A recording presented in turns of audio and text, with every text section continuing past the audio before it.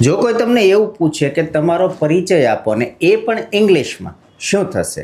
Bing એ Gujarati confuse થશું, question થશે, problem થશે. પણ હવે એ પ્રોબ્લેમનું સોલ્યુશન આવશે, કારણ કે આજે આપણે શીખીએ છીએ સેલ્ફ ઇન્ટ્રોડક્શન, એટલે કે પોતાનો પરિચય. સેલ્ફ એટલે પોતે, પોતાનો ઇન્ટ્રોડક્શન એટલે પરિચય. કે જ્યારે પણ ચાહે નોકરીનું ઇન્ટરવ્યૂ હોય, એરપોર્ટ હોય, ઇમિગ્રેશનમાં કે કોઈ પણ જગ્યાએ જ્યારે કોઈ વ્યક્તિ કે tell me about you, tell me something about yourself, who are you, તો ત્યારે આપણે શું શું બોલવું એ આજે આપણે શીખીશું. તો નોર્મલ શરૂઆત કરીએ. પહેલું તો શું હોય, જ્યારે આવો ક્વેશ્ચન કોઈ કરે છે કે ભાઈ તમારા વિશે મને જણાવો, તો પહેલો પ્રશ્ન શું હોય? તો પહેલું શું હશે? નામ. First question would be a name. પહેલો શરૂઆતનો ક્વેશ્ચન એવો જ હોય છે કે ભાઈ તમારું નામ શું છે? તો આપણો જવાબ શું હોય? મારું નામ, ફોર એક્ઝામ્પલ મારું નામ દીપક છે, તો આપણે શું કહીશું? મારું નામ દીપક છે. પણ એને ઇંગ્લિશમાં કઈ રીતે કહેવું? બરોબર. ફોર એક્ઝામ્પલ લેસે ફોર નામ, કે ભાઈ હું કહું કે મારું નામ દીપક છે. ઓકે, તો આને હવે ઇંગ્લિશમાં કહેવાનું છે. સિમ્પલ છે, એકદમ ઇઝી છે. મારું એટલે કે માય. જો ઇંગ્લિશ શરૂ કરીએ છીએ, ઇંગ્લિશ શીખવી છે, તો થોડા ઘણા સ્પેલિંગ શીખવા પડશે. બેઝિક સ્પેલિંગની શરૂઆત કરો શીખવાની. દરરોજ ઘરે પ્રેક્ટિસ કરો, એક સાથે નહીં.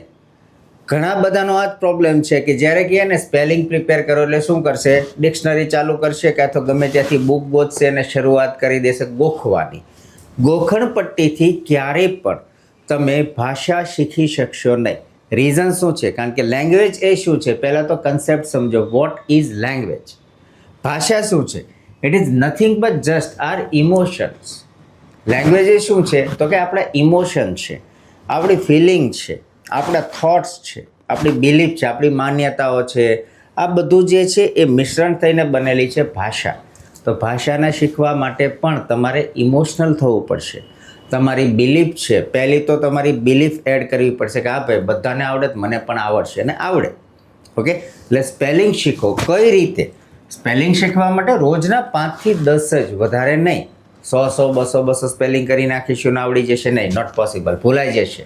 1 2 કે 5 દિવસમાં બધા સ્પેલિંગ ભૂલાઈ જાય. તો શું કરો? સિમ્પલ છે, રોજના 5-7 સ્પેલિંગ જ કરો. પછી એને તમારે તમારા રૂટીનમાં યુઝ કરવાના છે, વાપરવાના છે, તો યાદ રહેશે, નહીંતર ભૂલાઈ જશે. એટલે કે પહેલું જે આપણું સેન્ટેન્સ છે મારું. મારું એટલે કહેવાય છે માય, પોઝેસિવ. ઓકે, તો પછી નામ એટલે કે ઇંગ્લિશમાં નેમ. નામ એટલે કે નેમ, માય નેમ. અને જો અહીંયા શું છે એટલે કે વર્તમાન કાળ. થોડું ઘણું ગ્રામરનું પણ નોલેજ હોવું જોઈએ, કે બેઝિક ગ્રામર તો આપણને આવડવું જ જોઈએ. એટલે કે ભૂતકાળ, વર્તમાન કાળ, ભવિષ્યકાળ, એના સેન્ટેન્સ પેટર્ન, સ્ટ્રક્ચર ના ખબર હોય તો મારી આ જ ચેનલમાં આના વિડીયો છે, જોઈ લેજો. એટલે તમને એકદમ ઇઝી વેથી ને ટેન્સીસ પણ સમજાઈ જશે. અને તો પણ નથી આવડતા, સમજાતા નથી, ટોપિકમાં ક્વેશ્ચન છે, ક્વેરી છે, તો નીચે કોમેન્ટ કરજો કે આ ટોપિક નથી સમજાતો. એને હું વધારે સરળ રીતે વિડીયો બનાવીને અપલોડ કરીશ. ઓકે, ચાલો. મારું તો માય, નામ તો નેમ. હવે ગુજરાતી વ્યાકરણ રચના, વાક્ય રચના અને અંગ્રેજી વ્યાકરણ વાક્ય રચના અલગ અલગ છે. જો ગુજરાતીમાં શું હોય છે, તો પહેલો આવે કર્તા. ઓકે, ઇંગ્લિશની પહેલાં કહી દો. તો જો પહેલો આવે સબ્જેક્ટ, બીજો વર્બ અને ત્રીજો ઓબ્જેક્ટ. એટલે કે કર્તા, ક્રિયાપદ અને કર્મ. ઇંગ્લિશમાં આ ચાલે છે. જો પહેલો કર્તા, ક્રિયાપદ અને કર્મપદ. અંગ્રેજીની વાક્ય રચના આ રીતે છે. જ્યારે આપણે ગુજરાતીમાં વાક્ય રચના કઈ રીતે? તો પહેલું કર્તાપદ સરખું જ છે, પણ પછી આવે છે અહીંયા કર્મપદ અને ક્રિયાપદ છે, મોસ્ટલી છેલ્લે જાય છે. ને અહીંયા જ આપણે ભૂલ કરીએ છીએ, કન્ફ્યુઝન થાય છે. કારણ કે આપણે શું કરીએ, જ્યારે પણ ઇંગ્લિશનું આવે ને એટલે શું કરીએ આપણે? English two English, English two Gujarati two English translate કરવા માંડીએ અને ત્યાં કન્ફ્યુઝન થઈ જાય. આનું આપણે સીધું ઇંગ્લિશ કરીએ, આપણે આ સેન્ટેન્સને દબાવીએ તો માય નેમ દીપક ઇઝ છે, એટલે છેલ્લું છે. પણ નહીં, કર્મપદ છે એની જગ્યાએ અહીંયા ક્રિયાપદ છે. આ જે છે આગળ પાછળ છે, એ ખાસ યાદ રાખજો. ઓકે, તો માય નેમ. હવે આ વર્તમાન કાળ છે, ઇઝ છે એટલે કે ઇઝ, તો માય નેમ ઇઝ દીપક. અને અહીંયા તમે તમારું નામ જોડી શકો.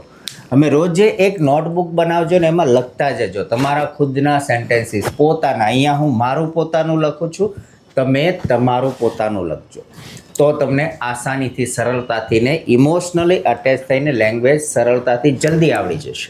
ઓકે, તો પહેલું સેન્ટેન્સ આપણે કોઈ પણ પૂછે કે ભાઈ tell me something about yourself, introduce yourself, તો શું હોય? My name is Deepak, my name is Naresh, my name is Mahesh, my name is Rakesh, whatever. Okay, નામ પહેલું ઓલવેઝ નામ આવે. બીજું શું હોય? તો સેકન્ડ વુડ બી પ્રોફેશન, શું કામ કરીએ છીએ. જેમ કે હું, તો હું એક શિક્ષક છું, તો હું એ લખું હું શિક્ષક છું. ઓકે, હું એટલે કે આઈ. ઓકે, આઈ. તો હવે જો અહીંયા શું કીધું? છું છે, આપણે છે, છું વગેરે શું હતું લાસ્ટમાં હતા અને પહેલાં લીધા આપણે, તો આને પણ પહેલાં જ આવશે. તો આઈ સાથે શું આવે? Am. To be, am is are છે વર્તમાન કાળમાં, તો હી શી ઇટ હોય તો એની સાથે ઇઝ આવશે. ધે, વી, યુ હોય, બહુવચન હોય તો ત્યાં આર આવે અને આઈ સાથે હંમેશા એમ આવે. ઓકે, સો આઈ એમ, પછી આ છું વાળું આવી ગયું, હું અને છું. હવે વધ્યું કોણ? શિક્ષક એટલે કે ટીચર. બટ એક શિક્ષક છું ને, હું એક શિક્ષક છું, બધા જ નથી, તો અહીંયા આર્ટિકલ વાપરવો પડશે. આઈ એમ અ ટીચર, હું શિક્ષક છું. ઓકે, આ એક રીત. બીજું એમ પણ થઈ શકે હું શિક્ષક છું, અથવા તો એવું પણ કહેવાય ને કે હું વ્યવસાય શિક્ષક છું, મારો વ્યવસાય શિક્ષક છે, એવું કહેવાય ને. જેમ કે હું શિક્ષક છું તો થઈ શકાય કે મારો વ્યવસાય. ઓકે, સો માય પ્રોફેશન, વ્યવસાય એટલે કે પ્રોફેશન, મારો વ્યવસાય, માય પ્રોફેશન શું છે? મારો પ્રોફેશન તો કે શિક્ષક છું, તો my profession is a teacher. My profession is a teacher. કોઈ પણ જગ્યાએ તમને ઇન્ટ્રોડક્શન પૂછે એટલે આ બે વાક્ય તમારે પહેલાં બોલવાના કે ભાઈ પહેલું તો કે ભાઈ માય નેમ ઇઝ દીપક, એક આ છે. બીજી રીત પણ છે કે ભાઈ હું દીપક છું, થઈ શકે ને, મારું નામ દીપક છે તો બીજું હું દીપક છું, તો આઈ, હું દીપક છું, તો આની જેમ જ તે કે આઈ એમ એ ટીચર, તો આઈ એમ દીપક. સિમ્પલ. આ બે છે, આની સાથે જોડી દો, આઈ એમ અ દીપક. જો અહીંયા આઈ એમ એ ટીચર બટ આઈ એમ દીપક. હવે ક્વેશ્ચન એ કરશો તો ભાઈ તમે અહીંયા આર્ટિકલ એ વાપરો, અહીંયા હું કામ ન વાપરો? દીપકની આગળ કેમ નહીં, નામની આગળ કેમ નહીં? યાદ રાખો, આર્ટિકલ્સ ક્યાં વપરાય? તો જાતિવાચક નામ હોય ત્યાં વપરાય, ગ્રુપ સમૂહ હોય ત્યાં વપરાય. પણ વ્યક્તિવાચક નામ એટલે કે મારું નામ દીપક છે તો દીપક, નરેશ, મહેશ, રમેશ, સીતા, મીના, ગીતા, રીટા વગેરે આ બધા કેવા કહેવાય? વ્યક્તિવાચક નામ કહેવાય. તો વ્યક્તિવાચક નામની આગળ આપણે આર્ટિકલ વપરાતો નથી, બટ જાતિવાચક હોય તો વપરાય. એટલે આઈ am a teacher but I એમ દીપક. પહેલું નામ અને પ્રોફેશન થઈ ગયું. હવે તો કે હવે તમારે હોય છે next step is about your education, કે ભાઈ આપણે કેટલું ભણેલા છીએ. ઓકે, એજ્યુકેશન વિશે જ્યારે કહેવાનું કે ભાઈ હું કેટલો ભણેલો છો, તો એવું કોઈ તમને પૂછે તમે કેટલું ભણેલા છો, તો આપણો જવાબ શું હોય? ફોર એક્ઝામ્પલ, મેં બીકોમ કર્યું છે. આપણે લખીએ સેન્ટેન્સ કે મેં બીકોમ કર્યું છે. ઓકે, તો પહેલું તો અહીંયા એ સમજવાનું છે કે આ જે સેન્ટેન્સ છે મેં બીકોમ કર્યું છે એનો કાળ કયો છે. ઓકે, જો છે એટલે કે વર્તમાન કાળ થયો, પણ કર્યું એટલે એ તો પાસ થઈ ગયું, ભૂતકાળ થયો, તો એ કયો કાળ આવશે? કન્ફ્યુઝન થાય છે ને કે એ કયો કાળ આવશે, એમાં કયો કાળનો આ સેન્ટેન્સ થાય કે ભાઈ વર્તમાન કાળ, ભૂતકાળ કે ભવિષ્યકાળ? તો મુખ્ય કાળો છે ને એના પેટા કાળમાં તમારે જવું પડશે. પેટા કાળ એટલે કે જેમ કે વર્તમાન કાળ છે એના 4 પ્રકાર છે, ભૂતકાળના 4 છે, ભવિષ્યના પણ 4 છે, એમ તમારે બધા જ કાળની થોડી ઘણી માહિતી જોશે. અહીંયા આ જે છે ને એ પૂર્ણ વર્તમાન કાળ છે. પૂર્ણ વર્તમાન કાળ એટલે કે એવી ક્રિયાઓ જે ભૂતકાળમાં પૂરી થઈ ચૂકી છે પણ એની અસર હજુ ચાલુ છે. સરળ ભાષામાં સમજાવું, તમે મને કદાચ આપણે બહાર જઈએ છીએ, પૂછો છો પ્રશ્ન કે ચાલ નાસ્તો કરવા જઈએ, ત્યારે હું જો એ જવાબ આપું તમને કે ના ભાઈ મેં તો હમણાં જ ખાધું. તો ખાઈ રહ્યો હતો નહીં, હમણાં જ ખાધું. મેં શું કીધું કે મેં હમણાં જ નાસ્તો કર્યો કે હમણાં જ ખાધું. એટલે કે મારી ખાવાની જે ક્રિયા હતી એ શું કર્યું તો મેં અડધો કલાક પહેલાં પૂરી થઈ ચૂકી છે, પણ એની અસર ચાલુ છે. એટલે કે ભૂખ નથી, પેટ ભરેલું છે. એવી જ રીતે કોઈ પણ એવી ક્રિયાઓ જે ભૂતકાળમાં થઈ અને પૂરી થઈ ચૂકી હોય પણ વર્તમાનમાં હજુ એની અસર ચાલુ હોય, આવી બધી જ ક્રિયાઓ ક્યાં આવે? પૂર્ણ વર્તમાન કાળમાં, એટલે કે પરફેક્ટ પ્રેઝન્ટ ટેન્સમાં આવે. આ પણ આવશે. હવે આમાં તમે કહેશો કે ભાઈ અસર શું ચાલુ? તો ભાઈ આપણે ભણવા ગયા હતા, કોલેજ કરી, બીકોમની ડિગ્રી લીધી, પૂરી થઈ ગઈ ક્રિયા ભૂતકાળમાં, પણ એની અસર ચાલુ. એટલે કે શું ભાઈ, આપણે બીકોમ ગ્રેજ્યુએટ છે, આપણી પાસે ડિગ્રી છે, હજી એની અસર ચાલુ છે. તો પૂર્ણ વર્તમાન કાળ હોય તો એનું સ્ટ્રક્ચર શું છે સેન્ટેન્સનું? તો પહેલો સબ્જેક્ટ આવે, પછી એના આધારે હેઝ, હેવ, પછી જે વર્બ ફોર્મ છે એનું ત્રીજું રૂપ આવશે, પછી આવશે ઓબ્જેક્ટ અને એક્સ્ટ્રા વર્ડ્સ. આ સ્ટ્રક્ચર યાદ રાખજો. જ્યાં સુધી તમને જે તે સ્ટ્રક્ચર યાદ નહીં રહે તો ઇંગ્લિશમાં કન્ફ્યુઝન થશે. અને સ્ટ્રક્ચર યાદ કઈ રીતે રાખવા? સિમ્પલ છે, પ્રેક્ટિસ. કોઈ પણ ભાષા શીખવી હોય, ચાલો સીધો ક્વેશ્ચન પૂછું છું. આ થોડી વાર આઉટ ઓફ લાઈન ક્વેશ્ચન પૂછું છું તમને.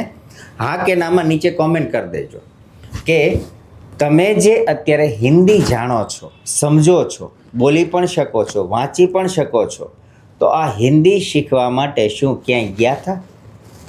કોઈ સ્કૂલ, કોલેજ, ડિપ્લોમા, ડિગ્રી કર્યું હતું? નહીં. તો કઈ રીતે શીખ્યા? સિમ્પલ જવાબ હશે. કઈ રીતે શીખ્યા? નીચે કોમેન્ટમાં કરજો. તમને મને ખબર જ છે. કોમેન્ટમાં લખજો કે તમે હિન્દી કઈ રીતે શીખ્યા. સિમ્પલ છે, મૂવી જોઈને, પિક્ચરો જોઈને, પિક્ચરોના ગીતો ગાઈને, ગીતો સાંભળીને આપણને હિન્દી આવડી ગઈ. શા માટે? તો કે ઇન્ટરેસ્ટ હતો આપણને, ક્યુરિયોસિટી, આપણને એ વસ્તુ પ્રત્યે લગાવ થઈ ગયો. પિક્ચરો જોવાની મજા આવે એટલે આપણને ઓટોમેટિકલી હિન્દી આવડી ગયું. સેમ વે ઇંગ્લિશ છે. ઇંગ્લિશ પ્રત્યે તમારો લગાવ વધારો, પ્રેક્ટિસ કરો. ધીમે ધીમે થોડા ઘણા ઇંગ્લિશ ડ્રામા શરૂ કરો, મૂવીઝ નહીં ડ્રામા, અને ઇંગ્લિશ આવડશે. તો તે આવું બધું યાદ રહેશે, નહીતર ભૂલાઈ જશે. તો બેક ટુ ધી સેન્ટેન્સ કે મેં બીકોમ કર્યું છે. તો શું આવશે? મેં બીકોમ કર્યું છે. તો પહેલો આપણો સબ્જેક્ટ મેં એટલે કે આઈ. ઓકે. બીજું હવે હેઝ કે હેવ, આઈની સાથે શું આવે? ઓકે. એક ચાવી યાદ રાખજો. આ ક્યાં હેઝ અને ક્યાં હેવ? સિમ્પલ છે. જો અહીંયા લખું છું તે આઈ વી યુ હેવ લવ યુ. અને સ્પીડમાં વાંચીએ શું થાય? તે આવ્યું, હેવ લવ યુ. એટલે કે વાક્યમાં કર્તાની જગ્યાએ અહીં સબ્જેક્ટમાં તે આઈ વી કે યુ હોય તો એની સાથે શું લાગે? હેવ લાગે. તે આવ્યું, હેવ લાવ્યું. અને ત્રીજો પુરુષ એક વચન આપણે હી, શી અને ઇટ સાથે હેઝ આવે. ઓકે. તો અહીંયા શું આવશે? I have. પછી કર્યું છે, ક્રિયા પૂરી કરી છે તો ડુ. ડુ એટલે કે કરવું. અને એનું ત્રીજું રૂપ તો ડુ એ પહેલું રૂપ, ડીડ એ ભૂતકાળનું રૂપ, અને ત્રીજું રૂપ આવશે ડન. થોડું ઘણું આવું પણ શીખવું પડશે. પ્રેક્ટિસ કરજો, આવડી જશે. અને ના આવડે, કન્ફ્યુઝન કે ભાઈ આ શું V3, તો એનો પણ એક વિડીયો બનાવી દઈશ. ઓકે. સો આઈ હેવ કર્યું છે, ડન. શું કર્યું છે? તો ઓબ્જેક્ટ આપણો બીકોમ. એક આ રીત છે કે આઈ હેવ ડન બીકોમ, મેં બીકોમ કર્યું છે. અથવા ચાલો અઘરું લાગ્યું, બીજી રીતે કે ભાઈ હું બીકોમ ગ્રેજ્યુએટ છું. આ રીતે પણ જવાબ આપી શકાય. એવું કાંઈ જરૂરી નથી કે આપણે એક જ રીતે વાક્ય બોલી શકાય. આપણે તો જે સામેવાળાને સમજાવવાનું છે. તો ઘણી બધી રીતો હોઈ શકે. આપણા ઇમોશન્સ કે ફિલિંગ્સ કે થોટ્સ કે બિલીફ કહેવા માટે ઘણા બધા રસ્તાઓ છે. એમાંનો બીજો રસ્તો કે હું બીકોમ ગ્રેજ્યુએટ છું. તો આ સેન્ટેન્સ છે અહીંયા કંઈક અલગ રીતે બનશે. હું એટલે કે આઈ. જો કાળ ગોતો શું છે? છું. વર્તમાન કાળ. ઇઝી થઈ ગયું ને આપણા માટે, સરળ. કે આઈ am a BCom graduate. Simple. હું બીકોમ ગ્રેજ્યુએટ છું તો આઈ એમ અ બીકોમ ગ્રેજ્યુએટ. જો આર્ટિકલ મૂક્યો યાદ રાખજો, કારણ કે નામ નથી અહીંયા. શું છે? જાતિવાચક નામ છે. બીકોમ ઘણા બધા હોય, રમેશ તો એક જ હોય જે આપણે ઘરમાં હોય એ. ઓકે, એ રીતે કે આઈ એમ અ બીકોમ ગ્રેજ્યુએટ. તો જ્યારે પણ શિક્ષણનું પૂછે, એજ્યુકેશન વિશે કહેવાનું હોય તો આ તમે બે રીતે કહી શકો કે આઈ હેવ ડન બીકોમ, યા I am a BCom graduate. Okay, now let's move to the location. Now it's time for the location. Location એટલે કે ભાઈ તમને એવો ક્વેશ્ચન પૂછે કે ભાઈ તમે ક્યાં રહો છો? ભાઈ તમે ક્યાં રહ્યો છો? આપણો જવાબ શું હોય કે હું સુરતમાં રહું છું. સુરત, અમદાવાદ, વડોદરા, તમે જે સિટીના હો જે તે સિટીના. ઓકે, એ રીતે. હવે સમજો કે આપણે અહીંયા સાથે સાથે પ્રશ્ન પણ સોલ્વ કરતા જઈએ. ક્વેશ્ચન કે તમે ક્યાં રહો છો? ક્યાં એટલે કે વેર. બરાબર, કોઈ તમને પૂછે વેર ડુ યુ લીવ, તમે ક્યાં રહો છો? Where do you live. Okay, ક્યાં રહો છો તો આપણે શું કહીએ? હું સુરતમાં રહું છું. ઓકે, સો હું એટલે કે આ વર્તમાન કાળ યાદ રાખો. કેમ? તો કે સુરતમાં રહું છું. સાદો વર્તમાન કાળ છે તો આઈ પછી રહેવું એટલે કે લીવ. જો આપણને ઘણા બધા પ્રશ્ન પૂછે ને જ્યારે કોઈ વ્યક્તિ, તો લગભગ સ્પેલિંગ કે આઈડિયા ત્યાંથી જ મળી રહી છે. વેર ડુ યુ લીવ, તો યુની જગ્યાએ આપણે શું કરી નાખ્યું? આઈ. લીવ તો છે જ તે, સ્પેલિંગ તો ત્યાં જ છે કે વેર ડુ યુ લીવ, ક્યાં રહો છો? તો હું સુરતમાં રહું છું. તો આઈ લીવ ઇન સુરત. હું સુરતમાં રહું છું. અથવા તમે જે તમારી સિટીમાં રહેતા હો તો નીચે આ સેન્ટેન્સ બનાવીને કોમેન્ટ કરજો કે તમે કયા સિટીના છો, એ ખબર પડે. Okay, so I live in Surat. એક આ રસ્તો થયો. બીજો, સમજો કે તમને સુરતમાં જ છીએ આપણે, અથવા કોઈ વડોદરામાં જ છે કે અમદાવાદમાં જ છે, સેમ સિટીમાં જ રહેતા પૂછે તમે ક્યાં રહો છો, એટલે કે એરિયા પૂછે તો. એરિયા પૂછે તો સિમ્પલ છે, આઈ લીવ ઇન સુરતની જગ્યાએ શું કરો? Varachha. I live in Varachha, I live in Ghod Dod, I live in Vesu. તો તમારી સિટીમાં સુરત સિવાયના જો તમે બીજી સિટીમાં રહેતો હો તો તમારી સિટીના ફેમસ એરિયા કયા છે નીચે કોમેન્ટ કરજો. ઓકે, સો એક આ રસ્તો પણ છે કે I live in Surat or I live in Varachha. Okay, so આ થયું. હવે third can be a family. Family વિશે પણ પૂછે કે ભાઈ તમે કેવા ફેમિલીમાં રહ્યો છો? એકલા રહ્યો છો કે સંયુક્ત ફેમિલીમાં રહ્યો છો? જો આ વર્ડ્સ તમે યાદ રાખજો કે જો આપણે એકલા એટલે કે વર બાયડી અને બાળકો, એક કા બે બાળકો કે ત્રણ, વટેવર, બરોબર, એકલા રહેતા હોય તો એને કહેવા છે આપણે એક તો જે આપણી જે ફેમસ છે શું તો કે જોઈન્ટ ફેમિલી, કે જ્યાં આપણું આખું એ પરિવાર રહેતું હોય, એટલે કે દાદા દાદી, એના બે કા ત્રણ ભાઈઓ, એમની પત્નીઓ, એમના બાળકો, બધું આખું એ સાથે રહેતું હોય તો I live in a joint family.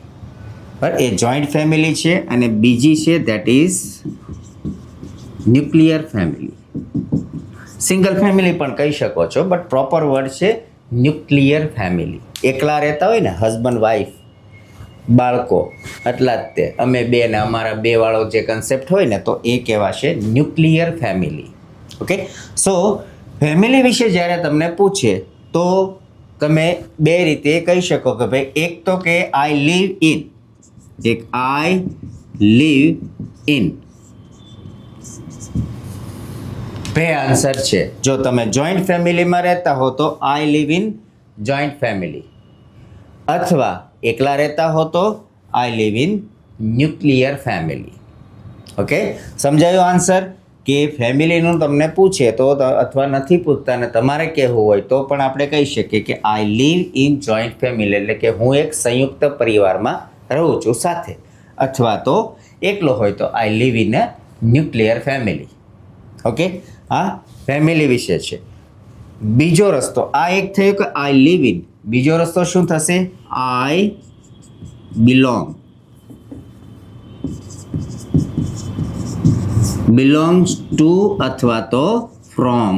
બરાબર, કે હું એક ન્યુક્લિયર ફેમિલીથી આવું છું, જોઈન્ટ ફેમિલીથી આવું છું. તો I belong from or belong to joint family or nuclear family. આ રીતે પણ જવાબ આપી શકાય. પણ આઈ થિંક અઘરું લાગે છે તો સહેલું રાખો, આઈ લિવ ઇન, કારણ કે આપણે પહેલો સ્ટેપ છે, ધીમે ધીમે સ્લોલી ગ્રેજ્યુઅલી ઇંગ્લિશ શીખીશું.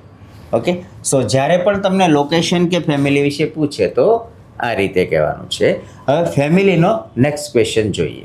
નાઉ it's time for the family introduction. એટલે કે જ્યારે તમને કોઈ એવું પૂછે, આપણે નોર્મલી ઇન્ટ્રોડક્શન થઈ ગયું એટલે સીધું શું પૂછે કે ભાઈ તમારી ફેમિલીમાં કેટલા સભ્યો છે.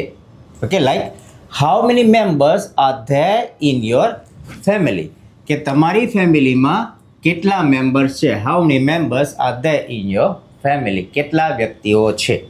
ઓકે, જ્યારે પણ તમને એવું લાગે છે કે હાઉ મેની એટલે કે કેટલું નંબર્સ હોય છે, તો જ્યારે પણ તમને આન્સર આપવો છે, સમજો કે આખું સેન્ટેન્સ નથી બનતું, તો પહેલું તો એક્ઝામ્પલ એ જ છે કે ભાઈ લેટ્સ સે ફોર એક્ઝામ્પલ, ભાઈ મારી ફેમિલીમાં 7 વ્યક્તિ છીએ. ઓકે, સો સિમ્પલ 7, આ પહેલો રસ્તો.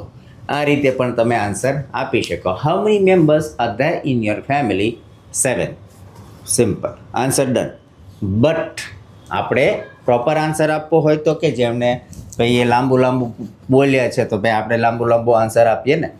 સિમ્પલ છે, ગોઠવો સેન્ટેન્સની શરૂઆત, કારણ કે આ તો પ્રશ્ન જ છે ને, તો આપણે શું કરવાનો છે, વિધાન વાક્યમાં આપવાનું છે. તો are there, so there are, કે છે તો ઓલવેઝ ધેર આરથી શરૂ થાય આન્સર. ઓકે, ધેર આર પછી કેટલા છે? 7. ધેર આર 7 પછી મેમ્બર્સ ઇન. હવે આપણે યોર તો નહીં ને, હવે કોની? મારી કે ને, ઓલા પૂછવાવાળો કે તમારી, જવાબ આપતો હોય ત્યારે શું કે? મારી. સો 7 members in my family. Simple છે આન્સર. જો કે there are 7 members in my family, મારી ફેમિલીમાં 7 વ્યક્તિઓ છે.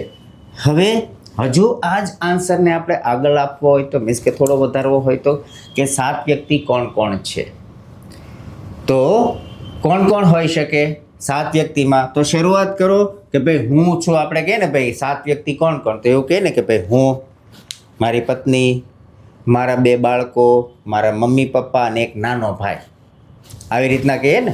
તો કઈ રીતે થઈ શકે કે મી એન્ડ માય વાઈફ, હું અને મારી પત્ની, મી એન્ડ માય વાઈફ, પછી અટકો, સતત બોલીને જવાનું.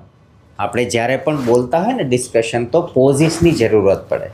પોઝિસ લેતા જો, એક ધારો નહીં બોલો like me and my wife, my mother, my father, my 3 children, not that way. Me and my wife પછી કોમા લખતા હોય ત્યારે કેવું અલ્પ વિરામ મૂકીએ ને, કોમા, એમ બોલવામાં પણ કોમા એટલે કે પોઝ લેવાનો છે. કે મી એન્ડ માય વાઈફ પછી my parents, my parents, mummy અને પપ્પા એટલે કે પેરેન્ટ્સ એટલે માતા પિતા, માય પેરેન્ટ્સ પછી માય 2 ચિલ્ડ્રન. આ થઈ આપણા ફેમિલી મેમ્બર્સ. અને છેલ્લે કોણ છે? એન્ડ. હવે ભાઈ છે તો નાનો ભાઈ કે મોટો ભાઈ? તો નાનો ઓબ્વિયસ, તો my younger. Okay, and my younger brother. નાનો એટલે કે કહેવાશે young. Okay, younger or young, my younger brother. આ થઈ આપણા ફેમિલી મેમ્બર્સ. હજુ સમજો કે આની આગળ કંઈક કેવું હોય તો, મીન્સ કે બધાનું પરિચય આપણે આપવો હોય તો નામ શું હોઈ શકે કે ભાઈ પહેલું તો વાઈફ, તો my wife's name is Rita. આ એક સેન્ટેન્સ થયું. પેરેન્ટ્સ છે એમ દરેકના તમે નામ આપી શકો કે my mother's name, my wife's name is. Okay, my wife's name is Rita, my mother's name is Sonalben, father's name is Rameshbhai. Children છે તો my boy's name is Rahul, તો ગર્લ્સ નેમ ઇઝ શું હોઈ શકે? નીચે કોમેન્ટ કરજો. Then younger brother, so my younger brother's name is Naresh. આ રીતે તમે નામ આપી શકો. પછી કંઈક બીજું પણ કહી શકાય. શું કહી શકાય? કે ભાઈ સમજો કે કોણ શું કરે છે. જેમ કે વાઇફ તો શું કરે છે, તો કંઈ નથી કરતી. My wife is homemaker. બરાબર, હાઉસવાઇફ ઘણા શબ્દો વાપરે છે. હાઉસવાઇફ કરતાં આઈ વુડ સે હોમમેકર. બંનેનો અર્થ એક જ થાય છે, પણ it looks more professional, more sophisticated. Okay, so my wife is homemaker, ઘરની સાર સંભાળ રાખે છે. માતા પિતા શું કરે છે? ઓબ્વિયસ છે, એજેડ છે તો શું હશે? Retired. So my parents are retired. My parents are retired. Okay, એ લોકો હવે રિટાયર્ડ થઈ ચૂક્યા છે, એની આર્થિક જવાબદારીઓથી નિવૃત્ત છે આજે. બાળકો તો ચિલ્ડ્રન શું કરે છે? તો my children are going school or they are studying in the school. શાળામાં ભણે છે. ને યંગર બ્રધર શું કરે છે? સો માય યંગર બ્રધર ઇઝ શું કરે છે? લેટ્સ સે ફોર એક્ઝામ્પલ સારી એવી કંપનીમાં જોબ કરે છે. સો my younger brother is working, કામ કરે છે, અથવા તો ડુઈંગ જોબ અથવા તો working in multinational company, MNC, multinational company. તો તમે આ રીતે પણ આપણી ફેમિલીનું ઇન્ટ્રોડક્શન આપી શકીએ. એટલે યાદ રાખો, જ્યારે પણ તમને પૂછે ને, tell me something about your family, how many members are there in your family, give me introduction about your family, give me details about your family. સો આટલું બોલવાનું. પહેલું તો કેટલા સભ્યો છે? How many members? there are 7 members, there are 3 members, there are 5 members in my family. પછી કોણ કોણ છે? સો me and my wife, my parents, my 2 children, my younger brother, younger sister, whatever જે હોય તે આપણે બોલી શકાય. અને પછી એમનો થોડો ઘણો પ્રોફેશન આપી દો કે માય વાઇફ ઇઝ હોમમેકર, ઘરકામ કરે છે. માય પેરેન્ટ્સ આર રિટાયર્ડ, માતા પિતા રિટાયર્ડ થઈ ચૂક્યા છે. My children are going to school, એ લોકો શાળાએ જાય છે. And my younger brother is working in multinational company, or my younger brother is also doing a graduation in so and so. આ રીતે તમે ફેમિલીનું પણ ઇન્ટ્રોડક્શન આપી શકો. સો મિત્રો, આજે આ હતું ઇન્ટ્રોડક્શન, એકદમ બેઝિક. આપણે આગળના નેક્સ્ટ લેસનમાં શીખીશું એડવાન્સ વે ઓફ ઇન્ટ્રોડક્શન. સાથે સાથે આપણી લાઈફમાં જેટલી પણ જગ્યાએ જેવી ઇંગ્લિશની જરૂર પડે એ related I will keep making videos and keep posting on this YouTube channel English with Deepak. તમને આ વિડીયો કેવો લાગ્યો નીચે કોમેન્ટ કરજો. સારો લાગ્યો હોય તો શેર કરજો અને લાઈક કરવાનું ભૂલતા નહીં. અને હા, ખાસ સબસ્ક્રાઈબ પણ કરજો. Thank you so much.